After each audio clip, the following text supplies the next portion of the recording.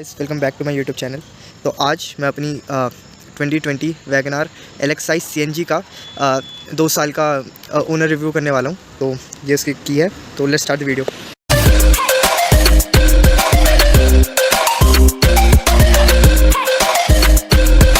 तो गाइस मेरे को 2 साल हो चुके हैं, इसको ऑलमोस्ट नवंबर में हो जाएंगे इसके 2 साल।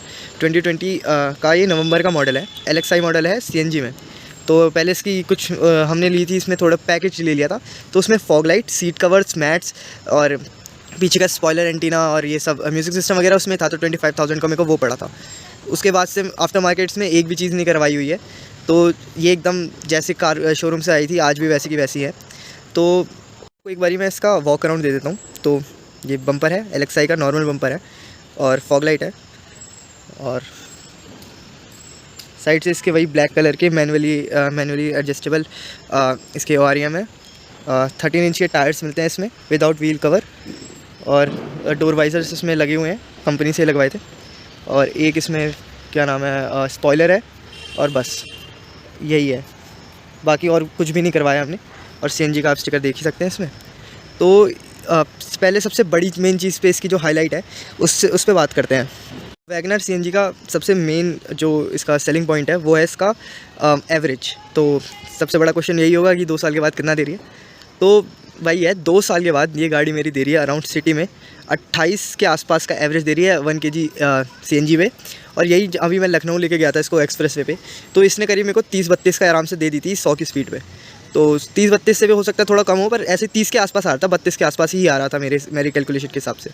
तो ये माइलेज का किंग है। सेलेरियो तो तब भी है, पर अगर लुक्स वाइज भी ये थोड़ी ठीक ठीक सी लगती है। सेलेरियो थोड़ी और छोटी सी लगती है क्योंकि स्पेस वगैरह भी इसमें काफ़ी ज़्यादा है, और हाइट वाइट भी सही है। तो पिछली वाली वैगन आर से मेरे पे एक्चुअली पिछली वाली भी थी 2008 मॉडल की, तो उससे इसकी स्टेबिलिटी वगैरह भी है। हाँ, सेफ्टी 0 स्टार है, वो मैं आपको आगे वीडियो में बताऊँगा। तो बाकी सब इसमें अगर तुम्हें डे टू डे यूसेज के लिए लेनी है और सिर्फ सिटी के अंदर चलानी है और तुम्हें पैसे भी बचाने हैं थोड़े से, तो उसके लिए वैगन आर काफ़ी अच्छी गाड़ी है। बाकी अगर किसी को थोड़ी सेफ्टी का भी कंसर्न है, थोड़ा बहुत हाईवे वगैरह, तो वो टियागो CNG ले सकता है, वो बेस्ट कार है इस सेगमेंट में। मैं सेफ्टी की बता रहा था, तो आपको ये बोनेट पे हल्का सा डेंट दिख रहा होगा, ये वाला। तो ये डेंट एक्चुअली मेरे सामने का पड़ा हुआ है।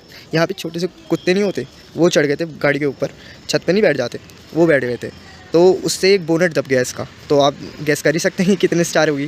तो 0 स्टार है। मारुति की काफ़ी सारी कार्स की तरह, जैसे स्विफ्ट भी 0 स्टार है, बलेनो भी 0 स्टार है, तो वैगन आर भी 0 स्टार है ऑब्वियसली। बाकी अगर इसकी हेडलाइट्स की बात करें तो हेडलाइट्स इसकी सफिशिएंट है, और फॉग लाइट तो ऑन है ऑफ है, तो ऐसी है मारुति की ज़्यादातर सारी फॉग लाइट्स ऑन है ऑफ है, किसी को कुछ पता ही नहीं चलता है। पर लुक अच्छा आता है, तो हमने तो लुक के लिए लगवाई थी, बाकी इसका कोई फंक्शन ही नहीं है। हम इसके टायर्स पे, तो LXi ही एक ऐसा मॉडल है जिसमें मतलब जिसमें कंपनी से 13 इंच के व्हील आते हैं। आपको मैं इसकी प्रोफाइल पढ़ के बता देता हूँ। ये है 155/80 R13, तो सबसे छोटे टायर्स हैं, और इसमें व्हील कवर वगैरह भी नहीं आता। इंडिकेटर इसके फेंडर पे आता है साइड का, क्योंकि और क्या, ये हमने जब ली थी तब ये थी 6,20,000 की on road without any accessories. तो सब एसेसरीज़ लगवाने के बाद भी 25,000 का पैक था। उसके बाद भी हमें करीब 645 के आसपास पड़ी ऑन रोड। तो उस टाइम तो काफ़ी अच्छी डील थी, ये 2020 में ली थी हमने जब। और यही कलर एक्चुअली थोड़ा सही लग रहा था, क्योंकि वाइट वही हो जाती है, थोड़ी टैक्सी टाइप की हो जाती है। एक्चुअली कलर काफ़ी अच्छा है वैगन आर का, क्योंकि इसमें और शायद सबसे ज़्यादा कलर यही बिकता है, क्योंकि इसमें बिल्कुल भी अगर जैसे गाड़ी मेरी अभी गंदी है, पर आपको यहाँ से एकदम चमकती हुई दिख रही होगी, यही इसका बेनिफिट है। पास से आके हाँ डेफिनेटली स्क्रैचेस और जो स्मजेस लग जाते हैं हल्के फुल्के, जैसे कपड़ा मारने वाला रोज आता है तो उससे भी हल्के फुल्के वो लग जाते हैं स्मजेस, तो वो दिखाई देते हैं पास आके। पर यहाँ के डिस्टेंस से आपको गाड़ी एकदम चमकती हुई दिखाई देगी, चाहे कितनी गंदी हो। और जैसे कि मैंने आपको बताया कि मेरा LXi वर्जन है, तो इसमें सेंटर लॉकिंग भी नहीं आती थी, तो हमने यही वहीं से शोरूम से करवाया था।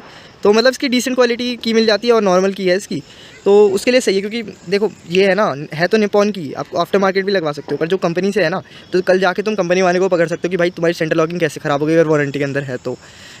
ठीक है, और मैं बात कर रहा था इसकी मेजर सर्विस की। ठीक है, तो मेजर सर्विस इसकी हुई अभी 40,000 पे, तो इसका बिल बना मेरा 9,100, मतलब 60 का, तो आप अराउंड 9,000 का मान लो। तो ये बात फैलती है कि मारुति बहुत सस्ती है, मारुति बहुत सस्ती है। मारुति सस्ती है, और अगर मैं टाटा वगैरह की होती या कोई और गाड़ी होती, मेरी करीब 10-10.5 हज़ार आता, पर 1,500 रुपये अगर 40,000 पे खर्च हो रहे हैं तो बहुत ज़्यादा नहीं है, डिफरेंस नहीं है।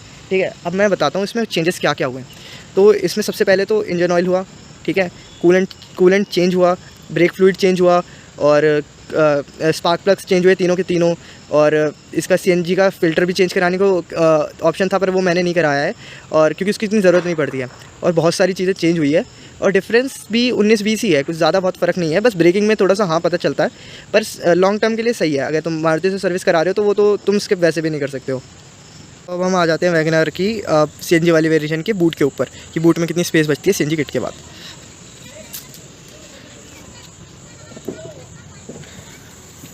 तो ये पार्सल ट्रे है, 13 इंच का स्पेयर टायर मिलता है हमको, और इस साइड में इसकी जैक मिलता है, और ये सीएनजी का वो है सिलेंडर। तो आप यहाँ से देख सकते हैं कि कितना स्पेस मिल रहा है। तो एक मीडियम साइज़ का या दो आप इसमें जैसे तैसे करके मीडियम साइज़ के पार्सल ट्रे के नीचे फिट कर सकते हैं, जैसे तैसे ही कर सकते हैं, क्योंकि आप कंफर्टेबली नहीं हो पाएगा, मीडियम साइज़ के ही हो पाएंगे। लार्ज तो मुश्किल है, क्योंकि हम जब लखनऊ गए थे तो हमें डिग्गी में भी सामान रखना पड़ा था, क्योंकि 3 लोग गए थे, मैं, पापा और मम्मी।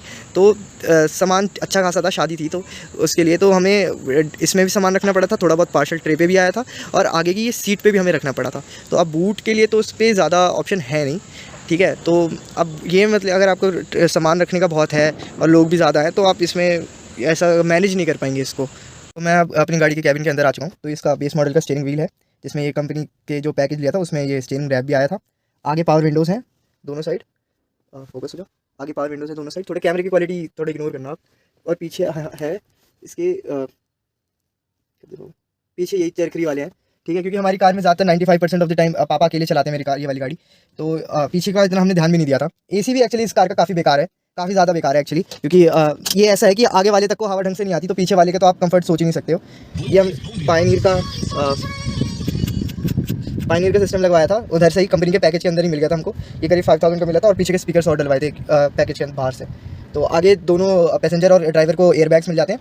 अब मैं आपको इसको स्टार्ट करके दिखा देता हूँ। ये विदाउट क्लच स्टार्ट हो जाती है, ठीक है। तो आप आवाज़ सुन सकते हैं कि पहले जब स्टार्टिंग में हमने ये कार ली थी तब बिल्कुल भी नॉइज़ नहीं आती थी इसके इंजन स्टार्ट करने में, पता भी नहीं चलता था गाड़ी स्टार्ट हो गई है। पर मैं आपको एक बार फिर से सुनाता हूँ कितनी आवाज़ आ रही है, ठीक है। ये मैंने बंद कर दी ऑन, ये देखिए एकदम। और ये तो बाहर से है, मैं आपको बाहर से एक बार दिखा देता हूँ कि गाड़ी डीजल की तरह साउंड करती है, आप देख सकते हैं।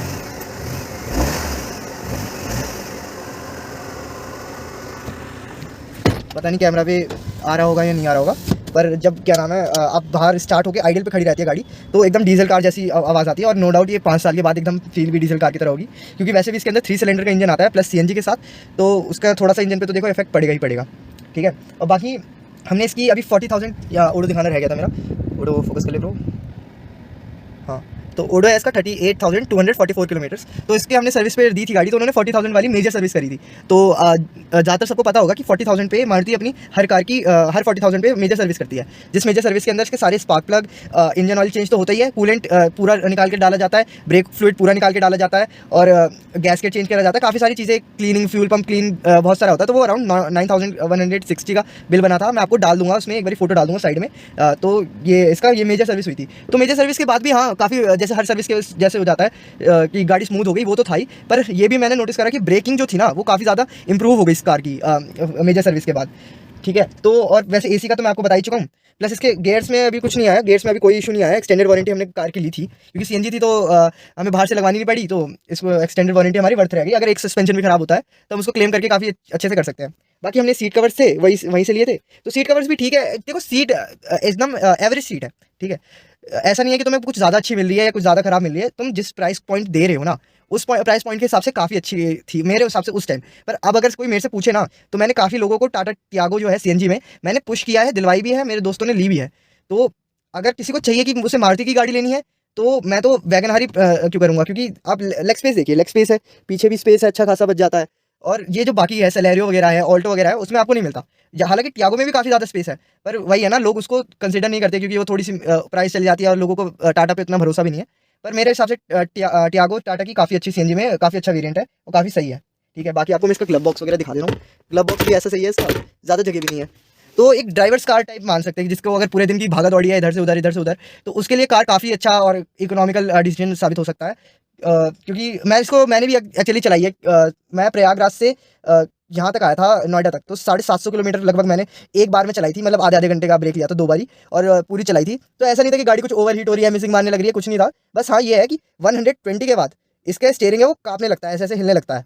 तो ये तो है, ये और एक्सपेक्ट भी क्या करोगे तुम एक सीएनजी कार से, वो भी वैगन आर जैसी से, जिसका बॉडी शेप भी ऐसा सही है।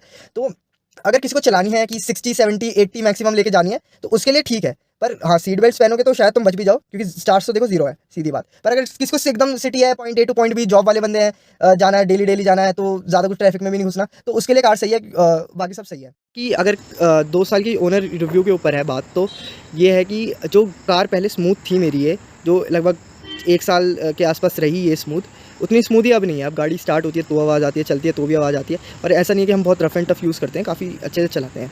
बस बात ये है कि सीएनजी है, सीएनजी की वजह से गाड़ी के इंजन की डिग्रेडेशन होती है, ये आप सबको पता ही होगा।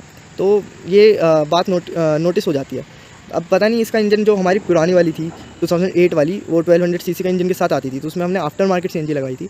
तो वो आफ्टर मार्केट सीएनजी भी आराम से हमने 10 साल चलाई थी, मतलब पेट्रोल के बाद। तो उसके बाद हमने सेल आउट करके, मतलब एक्सचेंज करके ये वाली ली थी, तो हमने कंपनी में एक्सचेंज करी थी, तो उसमें हमें अच्छा खासा डिस्काउंट भी मिल गया था। तो ये कार मतलब ऐसे है, मेरे इसके ना थोड़े मिक्स्ड ओपिनियंस है। अगर किसी का बस सिटी में है ना, अगर कोई मतलब अंकल टाइप है, अंकल टाइप के लिए तो बहुत अच्छी कार है, क्योंकि उनको बैठने में भी तकलीफ़ नहीं होती। हाइट गाड़ी की काफ़ी अच्छी है, स्टेबिलिटी भी इंप्रूव हो गई है, तो उसके लिए सही है। अगर वो ज़्यादा तेज़ नहीं चला रहे हैं, सीट बेल्ट पहन के चल रहे हैं, तो उनके लिए सही है। पर अगर कोई ऐसे है कि कोई जॉब वाला बंदा है, अभी 24-25 साल का, से हाईवे जाना पड़ता है, ट्रिप्स जाने होता है, तो उसके लिए मैं गाड़ी रिकमेंड नहीं करूँगा। क्योंकि एक्चुअली इसका जो वो है ना, ग्राउंड क्लियरेंस भी बहुत ज़्यादा नहीं है। क्योंकि जब मैं लखनऊ गया, नोएडा में तो अच्छी सड़कें हैं, तो जब लखनऊ गया, वहाँ पे हल्के फुल्के गड्ढों में भी इसके जो नीचे जो बैली होती है जो भी कहते हैं, वो बार बार टच हो रही थी। तो उसके लिए यही है। यही था मेरा वैगन आर एलेक्साइड सीएनजी का 2 साल का ओनर रिव्यू। अगर किसी को कुछ भी डाउट या क्वेश्चन हो इसके बारे में, तो आप मेरे को कमेंट सेक्शन में या फिर मेरी इंस्टा आईडी में पूछ सकते हैं, डीएम करके। तो अगली वीडियो तक का वेट करें, सब्सक्राइब कर ले, जो भी है। अगर आपको वीडियो अच्छी लगे तो चलो, तब तक के लिए बाय बाय।